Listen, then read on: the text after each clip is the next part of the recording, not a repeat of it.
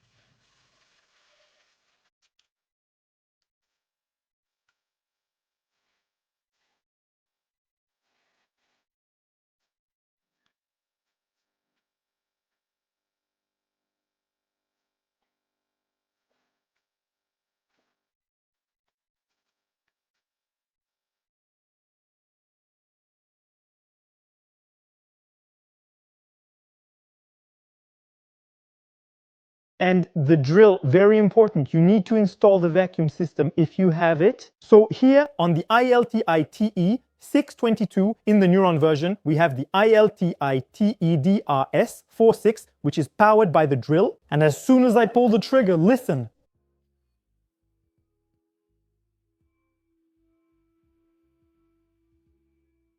It's going to wait until it stops. The suction starts automatically. It's very important to collect as much dust as possible. And once you have finished drilling with your suction system, if you don't have a suction system, just use a vacuum cleaner. At the same time, use the air blower in the brick. You need to remove as much dust as possible when using chemical anchoring. Okay, that's very important. So once you've cleaned everything, we can inject the anchoring compound. I'm not sure how to position myself, so I'll lay the brick down and drill on it. We'll first make a hole with the sleeve and see how the resin expands in the chambers. So I made the mark. We're going to drill here. I already did a test in the brick because I thought maybe when drilling it would move, but it's fine. It doesn't move. For the sleeve, I'll drill a 12 mm diameter hole so it fits, and then I have a piece of threaded rod, 8 mm in diameter. Let's drill. I'll use the hammer function, but you can drill without it. We're going to go slowly. Let's take it slow. We might not break the whole brick, but you'll see it crumble a bit, and that's okay.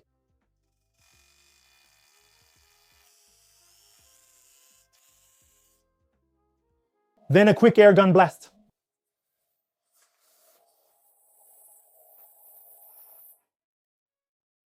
I take the sieve and we insert it into the hole like this. Okay, so once we've put in the resin, the chemical sealant, we can close it with the cap to prevent the resin from coming out, and then we'll screw it in.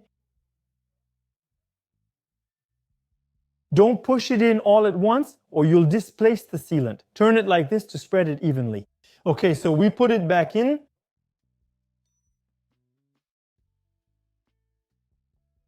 We go all the way to the bottom. I'm watching you on the screen since I can't see what I'm doing. And we inject, we inject, we inject. We don't fill it all the way to the top. We'll stop here. That's enough. I added a bit too much, but that's fine. We close it up. We insert the threaded rod and begin turning. We turn, we turn, we turn slowly until we reach the stop. There, I've reached the stop and we leave it like that. We leave it like that for about 45 minutes to an hour, and in 45 minutes to an hour, we can put on the washer and nut, then fully tighten it. Did you see that earlier in the turntable video? I injected the chemical anchor and installed the threaded rod, nut, and washer. I tightened it slightly because if I tighten it now, the rod will come out. I only did it to place my plate and check its level. I just gave it a small turn, nothing else. Once dry, you can fully tighten it.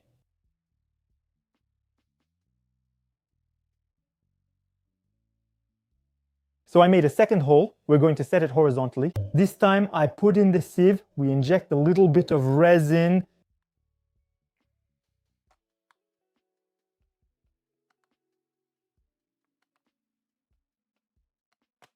There we go. We close the cap to prevent it from coming out and also to center the threaded rod. And we turn.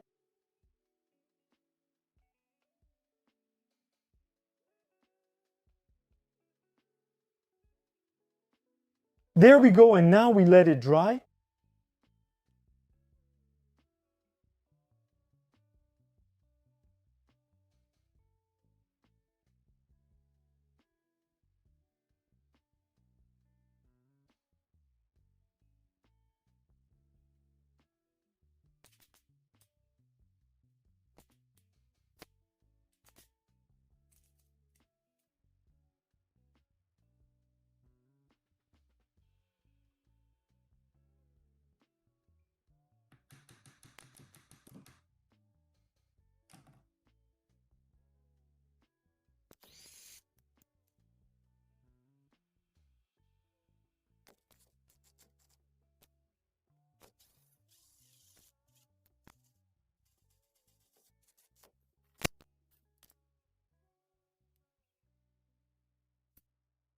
We let the chemical seal and threaded rods dry for 45 minutes. For you, It'll be ready in an hour. We'll try to lift the brick with the threaded rods, but it won't move. The chemical sealing, once it's dry, is hard as stone. The nozzle, of course, whatever's inside, is done for. Here, I can drill a hole for the coated anchor. The classic type with chemical sealant, just like I did outside for the wall light and garden faucet. I let the nozzle dry on purpose. Now we'll remove it, put on a new one, and you'll see the product inside is still wet. Imagine the cartridge has two compartments, product A and product B. And as long as they're not mixed, it's not dry in the cartridge, so you just need to change the nozzle. For now, it acts as a cap, so don't throw away the whole cartridge. Okay, so now the idea is to drill here to make a real mess, to break the brick and think, damn. How are we going to make the anchor stay in place?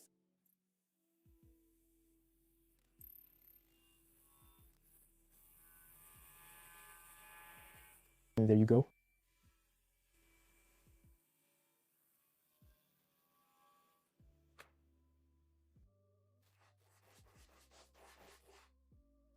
So I'm getting my chemical sealant. Okay, I'll show you. We're about halfway through. I remove the nozzle, which is nice and dry. I replace it with a new one and I put it back in the gun. I have an anchor and the hole is properly broken out. Imagine bricks on each side. Okay, we need to place our anchor like this, but obviously it doesn't hold. It's not going to hold because if I screw it in now, there will be a problem. So we're going to inject the right amount of resin. There we go. You see, it goes through. I don't know if you can see. It will go through the propeller. I'm going slowly and we're going to cover everything. 2 chemical anchors here. So that's how I did it for the fold. So of course I was on this side, inside. I'll try to get over to this side to show you. I was like this, basically, you see. And I was having fun covering this up. So there's no point in putting on too many, but still it has to hold. There you go. It's all nice like that.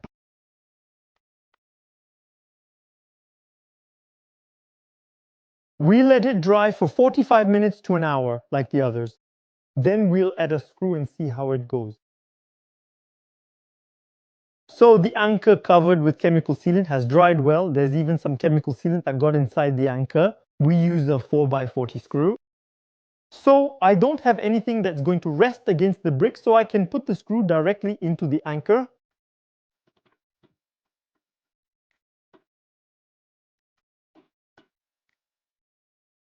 But we can see that it holds. It holds perfectly. So if you have damage in a wall with a regular anchor, you can't use a mesh sleeve with a threaded rod. You can use a regular anchor. Just put chemical sealant around it and redo the mortar. It's that simple. It's chemical mortar.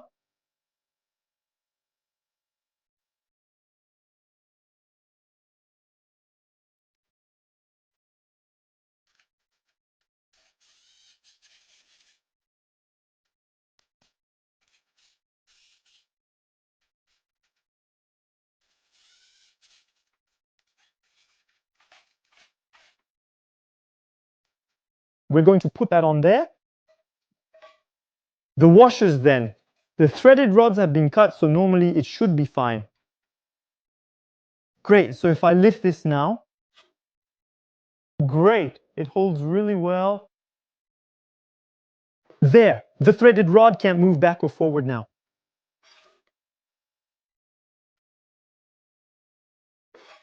Here's the resistance. I'll show you the chart. Look, you can see.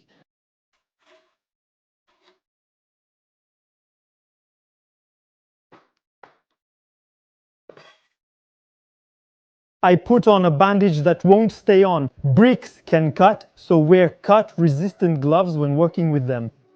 If I hit the threaded rod with a hammer, what will happen? I'll break everything. The brick will crack, but the point isn't to hit it just to prove if it holds.